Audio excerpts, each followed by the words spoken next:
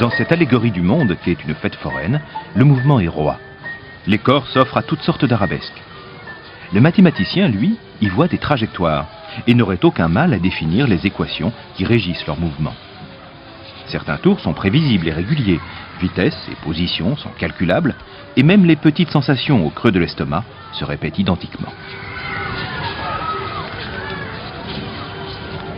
Mais il est d'autres trajectoires, plus mystérieuses.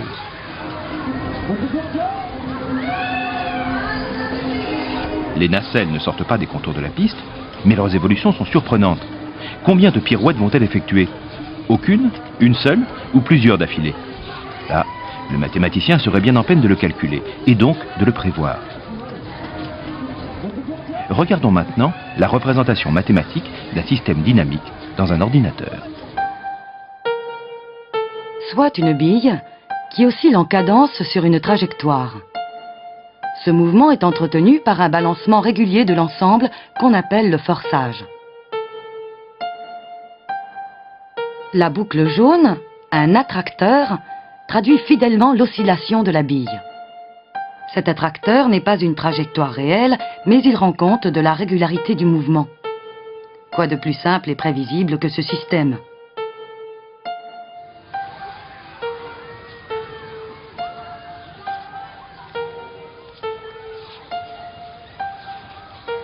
Pourtant, changeons très légèrement l'allure du forçage. La bille se met à errer de façon capricieuse et imprévisible. L'attracteur déraille, il devient étrange. À ce comportement surprenant dans un système si simple, les chercheurs ont donné un nom, chaos.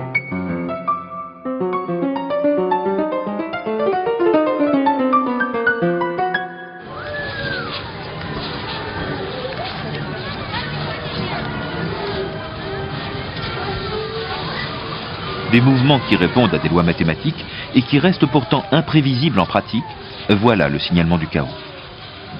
La science contemporaine a appris à reconnaître sa manifestation dans de nombreux domaines.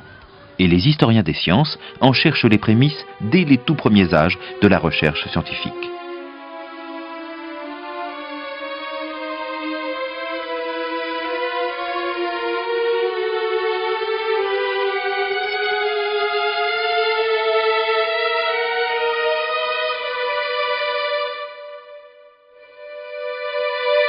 La théorie du chaos, c'est d'abord une théorie du mouvement. Pour voir du mouvement sur cette terre, il suffit de lever les yeux. Si on lève les yeux, on s'aperçoit que tout bouge. Le soleil, les étoiles, les planètes, les corps célestes. D'abord, on constatait qu'il y avait des choses qui ne bougeaient pas, dont on considérait qu'elles bougeaient peu. C'était les étoiles et le soleil. Puis là-dessus, il y a des objets que l'on voit assez nettement et qui bougent. Ce sont les planètes. Et puis, il y a des objets qui passent un jour, une année, et qu'on ne revoit jamais. Ce sont les comètes. Puis d'autres phénomènes encore, les éclipses. Tout ça, ça fascine l'humanité depuis très longtemps. Et on peut dire que la science est née là. Le premier problème scientifique a été quand même d'essayer d'expliquer ce qui se passait là-haut.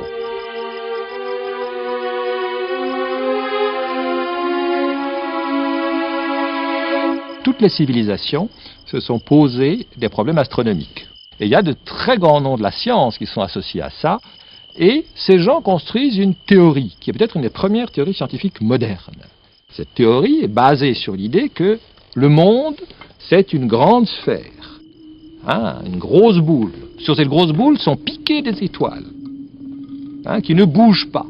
Au centre, à l'intérieur, vous avez la Terre. Très commode le système de Ptolémée. Il place la Terre et l'homme au centre de l'univers. Mais aussi très contraignant, car il oblige à justifier théoriquement l'étrange comportement des voisines de la Terre dans le système solaire, les planètes. En effet, depuis le point de vue terrestre, elles semblent dessiner des boucles dans le ciel, qu'on appelle des rétrogradations. Imaginé en grande partie pour rendre compte de ces anomalies, le modèle de Ptolémée va fonctionner K1 pendant 13 siècles. Mais il ne permet toujours pas de coller exactement aux observations des astronomes depuis l'Antiquité. Faut-il continuer à perfectionner ce modèle à l'infini, ou faut-il changer radicalement de point de vue? À la fin du Moyen Âge, Nous sommes donc dans une situation où les mouvements célestes apparaissent comme compliqués. Pour décrire le mouvement d'une planète, il faut imaginer une sphère sur laquelle tourne une sphère, sur laquelle tourne une sphère, sur laquelle il y a la planète, et tout ça tourne ensemble. Et c'est à ce moment qu'intervient la grande révolution astronomique. Un moine polonais qui s'appelle Copernic introduit l'idée qu'il n'y a pas un monde et la Terre au centre, il y a le Soleil, et autour du Soleil tournent les planètes. C'est une idée très simple, mais elle va s'avérer très fructueuse. Kepler, à partir de cette idée, peut calculer les trajectoires des planètes autour du Soleil, pas autour de la Terre. Isaac Newton, au début du XVIIIe siècle, arrive à expliquer tous les mouvements célestes par une seule loi. Cette loi, c'est que la matière attire la matière en raison directe des masses et en raison inverse du carré des distances. Ça ne dit rien quand on le dit comme ça, mais ça permet de faire des calculs et ça permet de faire des prévisions. Avec ça, avec cette simple loi, on n'explique pas seulement les mouvements terrestres, on explique également les marées, par exemple. Personne jamais n'avait songé que les marées pouvaient être rattachées au mouvement céleste. Ils le sont. Tous les calculs que nous faisons maintenant en mécanique céleste sont des enfants de cette théorie qu'a bâtie Isaac Newton. Mais les corps célestes continuent de résister à la théorie de Sir Isaac. Des décalages subsistent entre les observations astronomiques et le calcul. Pourtant, la nouvelle théorie, issue d'une loi mathématique, semble exacte. D'où proviennent donc ces décalages? C'est que la Terre n'est pas seule autour du Soleil. Vous avez là le Soleil, vous avez la Terre, et déjà, il y a une très grosse planète dans les environs, c'est Jupiter. Jupiter est 1000 fois plus lourd que la Terre, et il va donc dévier un petit peu le mouvement de la Terre.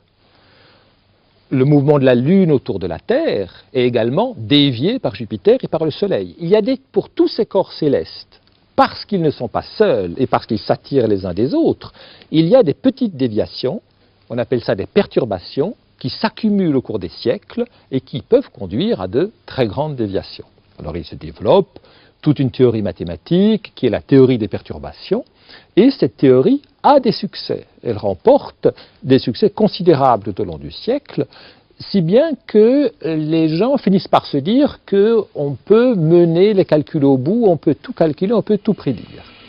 Lalande, juste avant la Révolution française, prédit le retour de la comète de Halley. C'est la première fois dans l'histoire de l'humanité qu'on peut annoncer une date de retour d'une comète. Et le succès le plus spectaculaire se passe en 1846. Le Verrier, après 1 ou 2 ans de calcul avec du papier et un crayon, on n'avait pas d'ordinateur à l'époque, étudie le mouvement de la planète Uranus, et comme le mouvement n'est pas complètement explicable par la simple attraction du Soleil et des planètes existantes, on déduit qu'il y a une autre planète, qu'il appelle Neptune, la situe dans le ciel, et il écrit à un de ses collègues berlinois pour lui dire « Observez tel jour, à telle heure, dans tel endroit du ciel, vous y verrez une nouvelle planète. » Et l'astronome en question répond le lendemain « J'ai fait ce que vous m'avez dit de faire, et la planète que vous m'aviez décrite existe réellement et elle est à tel endroit. » Vraiment, on a l'impression qu'on va tout pouvoir expliquer et tout pouvoir prédire. Il y a à cet effet une citation extrêmement célèbre de Laplace. Nous devons donc envisager l'état présent de l'univers comme l'effet de son état antérieur et la cause de celui qui va suivre.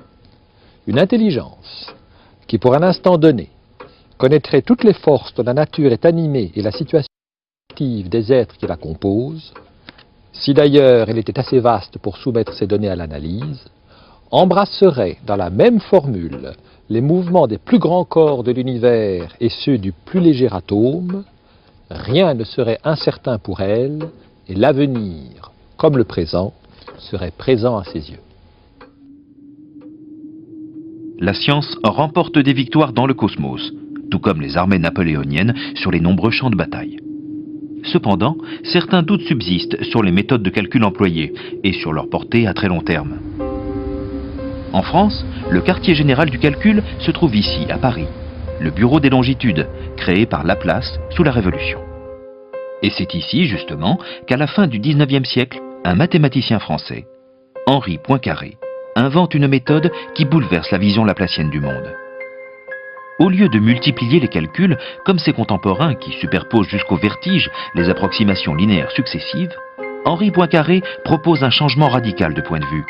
Il fait une analyse géométrique des mouvements qui explique l'échec du calcul linéaire de ses prédécesseurs. Il applique alors sa méthode à un système solaire simplifié à seulement 3 astres, Terre, Lune, Soleil. Et il démontre l'impossibilité de calculer leurs interactions et de déterminer leur trajectoire sur un temps infini. Nous sommes là en présence d'un système parfaitement décrit par les équations et pourtant imprévisible. Cette signature caractéristique des phénomènes non linéaires instables, c'est Poincaré qui le premier la décèle.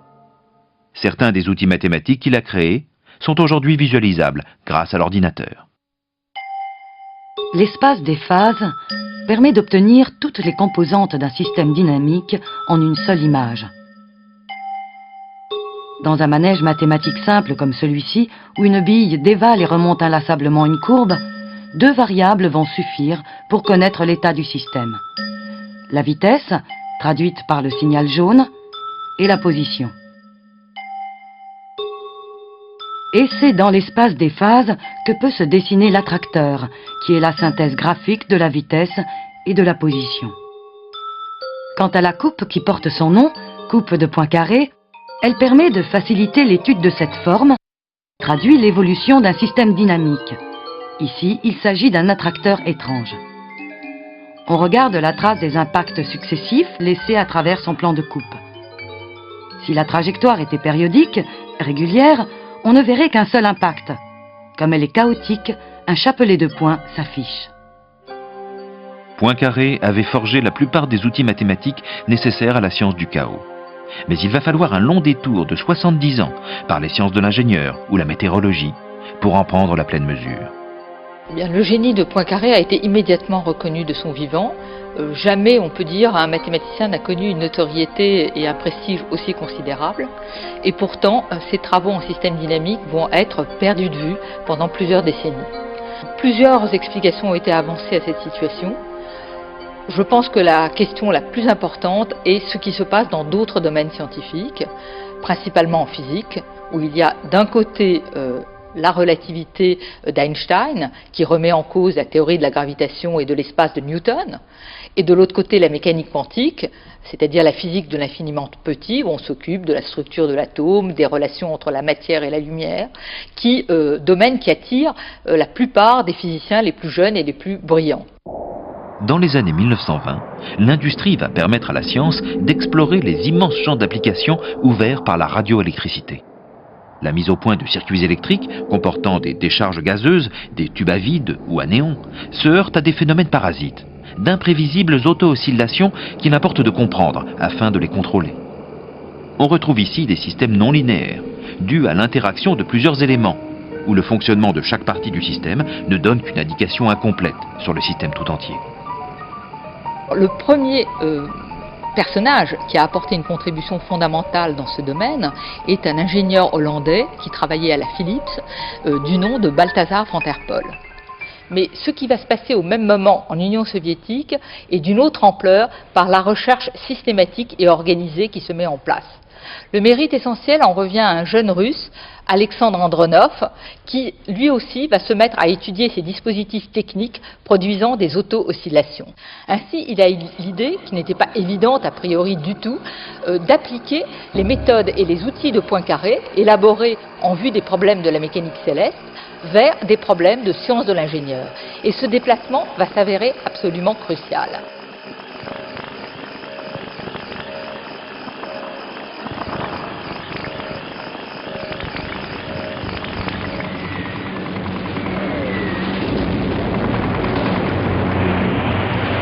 La Deuxième Guerre mondiale va permettre aux scientifiques américains, ou récemment émigrés aux États-Unis, de prendre la pleine mesure des résultats de cette école soviétique d'Andronov. Richement subventionnés, des équipes de chercheurs explorent tous les domaines stratégiques. Mécanique des fluides, turbulence, transmission, ondes de choc, explosion, météorologie.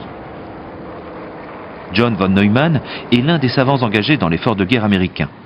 L'un de ses objectifs de recherche est d'affiner la prévision météorologique et pourquoi pas de contrôler l'évolution de l'atmosphère.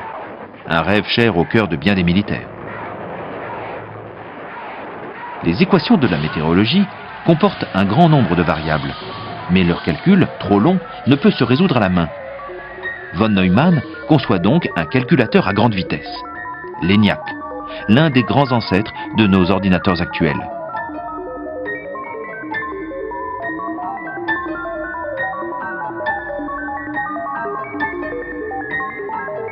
Les mécanismes de l'atmosphère sont extrêmement compliqués.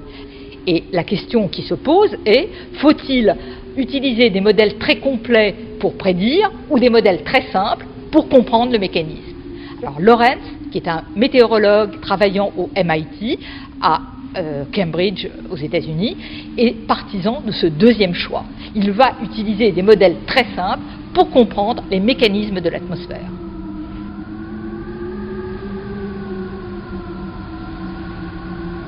Lorentz disposait d'un modèle de 12 équations sur son ordinateur qui tournait depuis 2 ans. Il cherche à le simplifier, il aborde le problème d'abord avec 7 variables, puis il s'aperçoit que 4 de ces variables ne jouent pas un rôle crucial et que les solutions s'écrasent sur les 3 restantes. Donc il a un exemple là rêvé, 3 équations seulement, non linéaires, qui lui rendent compte de phénomènes très compliqués et de solutions très irrégulières. Le hasard va donner un coup de pouce à ses recherches et Lorentz saura en tirer parti pour accomplir un pas de géant. Tout part du fonctionnement de son ordinateur. Pour des raisons pratiques, l'imprimante affiche 3 décimales de moins que l'ordinateur n'en garde en mémoire. Lorsque Lorentz veut relancer son modèle, il recopie les décimales indiquées sur le papier. Sans le savoir, il vient de modifier les conditions initiales de l'expérience. À partir de 2 états initiaux pourtant très voisins, 3 décimales derrière une virgule, les trajectoires divergent très rapidement. Lorentz en conclut que si d'aussi infimes différences dans les conditions initiales entraînent de telles divergences de trajectoire, alors tout espoir de prévision est détruit. Car pour prévoir, il faut être sûr de retrouver un même résultat en repartant du même point exactement, ce qui est impossible dans la réalité physique. Aujourd'hui encore, même avec les progrès des technologies informatiques, l'ordinateur continue d'offrir ses surprises chaotiques. À partir du même système d'équations, confié à 3 ordinateurs apparemment identiques, il ne faut pas longtemps pour voir 3 trajectoires se mettre à diverger. Cette fois, ce sont d'infinitésimales différences de réglage des ordinateurs qui ont joué le rôle des conditions initiales voisines révélées par Lorentz. D'un point de vue mathématique, il a montré que l'on pouvait produire du compliqué à partir de très simple. Et deuxièmement, il a exhibé le phénomène de sensibilité aux conditions initiales. Du point de vue proprement météorologique, si son modèle est pertinent, alors la prédiction à long terme est condamnée. C'est ce qu'on appellera l'effet papillon. Si 2 conditions initiales diffèrent d'une toute petite perturbation, un battement d'aile de papillon, elles peuvent donner lieu à 2 évolutions ultérieures à l'autre bout du monde, tout à fait différentes, un beau temps quelque part, un cyclone ailleurs.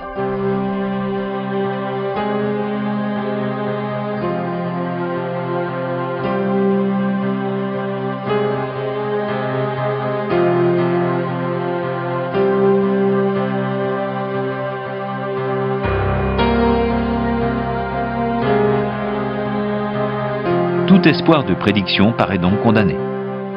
Mais comment cette découverte de la sensibilité aux conditions initiales va-t-elle modifier notre regard sur le mouvement des planètes à très long terme? Alors maintenant, si on regarde sur beaucoup plus longtemps, sur plusieurs centaines de millions d'années, et ça c'est possible avec l'utilisation des ordinateurs, eh bien les orbites des planètes ne paraissent plus régulières, leur mouvement n'est plus régulier mais devient chaotique.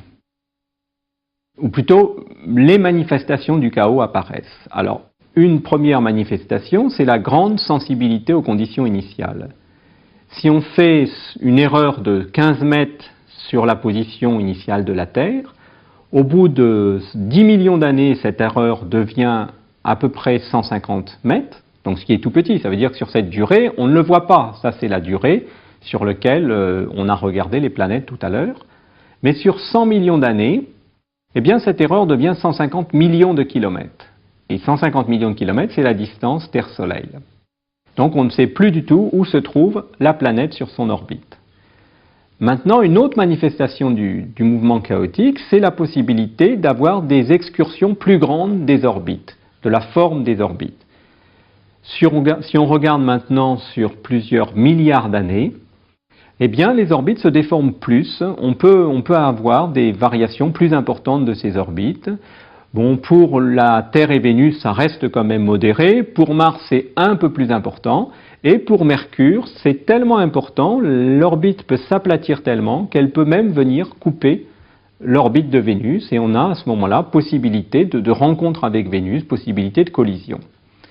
Alors cette possibilité a une faible probabilité, mais en fait elle existe. Donc on a là une forme la plus forte possible de l'instabilité du système solaire.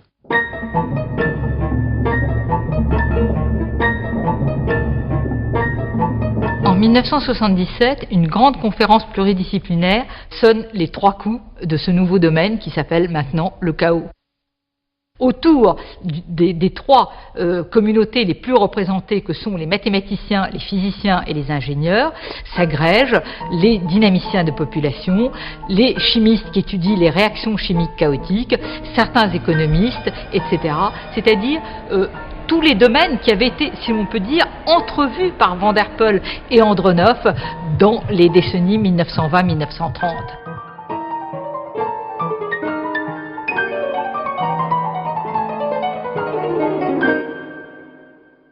Après cette conférence, s'ouvre un nouveau champ pour la décennie à venir. La mise en évidence expérimentale dans les divers domaines, en chimie, en physique, en hydrodynamique, etc., des phénomènes que l'on vient de comprendre théoriquement. Et ce mouvement de mise en évidence expérimentale va aller jusqu'à la fin des années 80. Le changement de point de vue apporté par la théorie du chaos remporte alors des succès dans la réalité. D'abord, ce qu'avait montré Lorentz d'un point de vue mathématique trouve sa confirmation expérimentale. Des dispositifs simples peuvent donner lieu à des phénomènes complexes. Dans les interactions magnétiques d'une boussole et d'un métronome par exemple, les manifestations du chaos apparaissent selon la distance qui les sépare.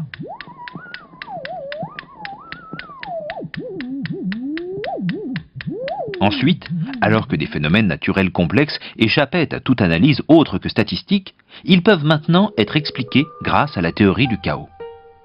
Comme ici, l'apparition de mouvements chaotiques lors de la transition vers la turbulence d'un fluide dans un cylindre, selon sa vitesse de rotation.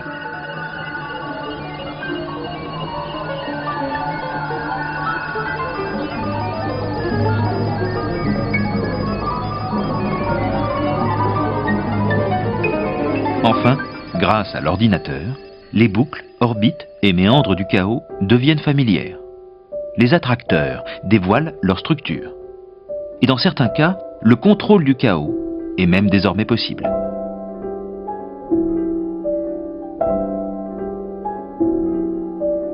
La théorie du chaos est un moment dans le progrès continu de la science. Nous savons sur les mouvements des planètes, sur le système solaire, des choses que Laplace n'aurait même pas imaginées. La turbulence, on étudie beaucoup plus la turbulence qu'on l'étudiait il y a 50 ou 100 ans, et on connaît beaucoup mieux ses propriétés. Tout ça, c'est parce que la théorie du chaos nous a appris qu'on pouvait renoncer à l'espoir de faire des calculs et de tout calculer, mais qu'on pouvait cependant obtenir des propriétés qui étaient qualitatives. On pouvait avoir une idée de comment les choses se comportent sans les calculer exactement. Alors c'est un moment, on continuera à étudier le mouvement dans les siècles qui viennent et on continuera à faire des progrès. Ce ne seront probablement pas des progrès dans la direction du calcul, mais ce seront des progrès dans l'analyse qualitative et géométrique des phénomènes.